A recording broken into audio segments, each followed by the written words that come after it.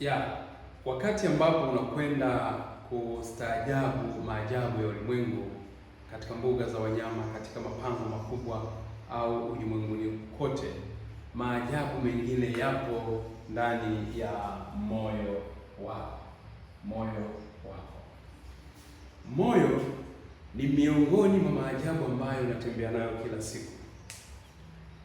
Wataalamu wanatuambia kwamba katika dakika moja, katika hali ya kawaida ya binadamu, ndani ya dakika moja moyo wetu au moyo wako una mapigo, yani ile hali ya kusukuma damu ya kufanya pum pum, una mapigo kati ya mapigo 60 mpaka 100 katika hali ya kawaida, yani ukiwa haukimbii au haufanyi mazoezi.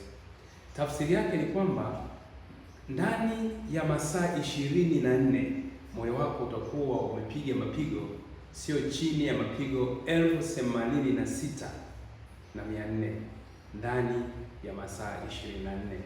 Na unaweza ukaenda mbali zaidi ukaangalia ndani ya kipindi cha mwezi mzima huu moyo unakuwa na mapigo mangapi.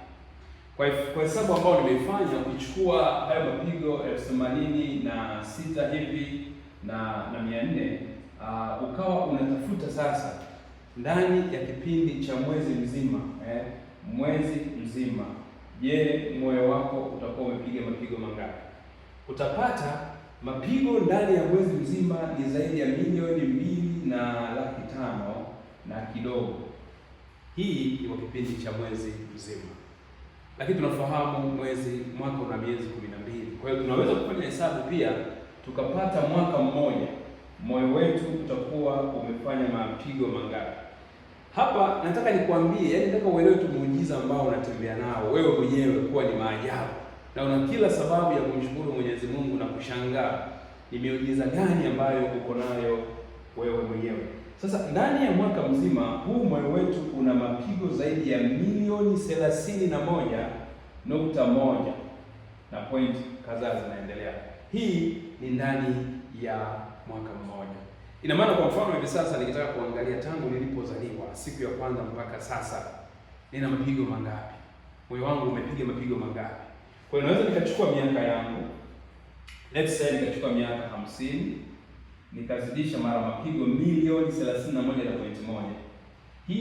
Hii namba nitakayoipata ndio mapigo yangu, ni wastani of course tunasema wa mapigo ya moyo tangu nizaliwe mpaka sasa. Utapata namba kubwa sana ambayo mwenyewe utastaajabu.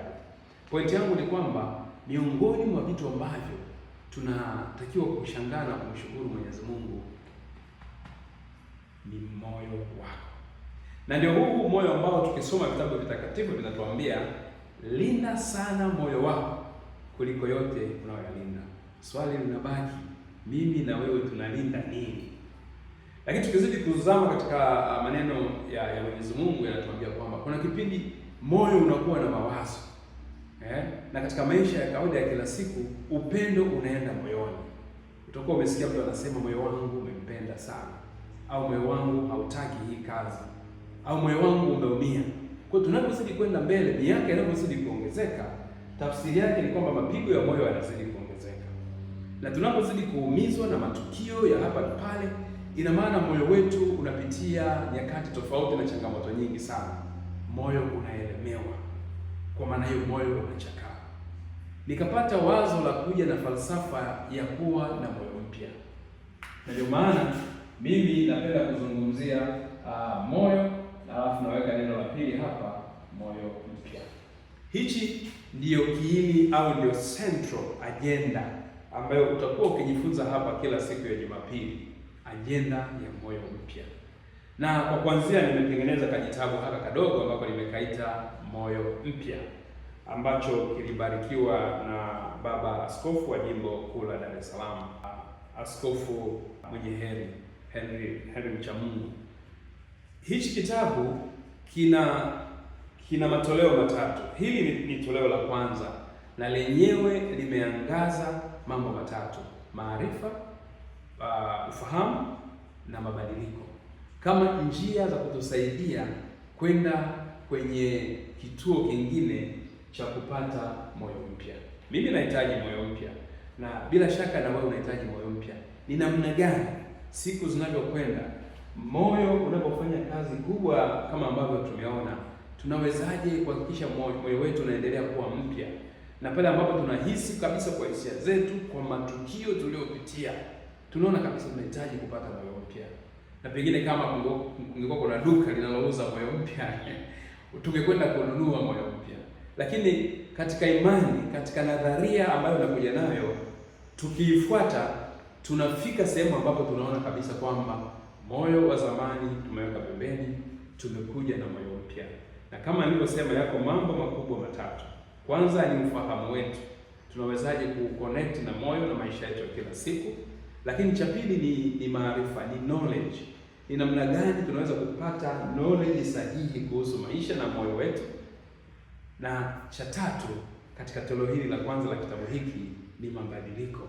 Ni mabadiliko gani ya msingi ambayo unatakiwa uyafanye ili ujihakikishie moyo mpya. Leo nimezindua tu topic yetu ya kwanza, na kila Jumapili kama nilivyosema tutaendelea kujifunza. Kwa hiyo like na follow na share, ili kusudi kila tunapoweka mada nyingine Jumapili uweze na kufuatilia. Asante, nikushukuru. Tutakutana tena wiki ijayo siku ya Jumapili, tujifunze habari za moyo mpya. Moyo unadunda, na hata hapo ulipo moyo wako ni muujiza wa ajabu sana. Ni muujiza wa ajabu sana ambao tunapaswa tumpe Mwenyezi Mungu sifa na utukufu. Linda sana moyo wako kuliko yote uyalinda.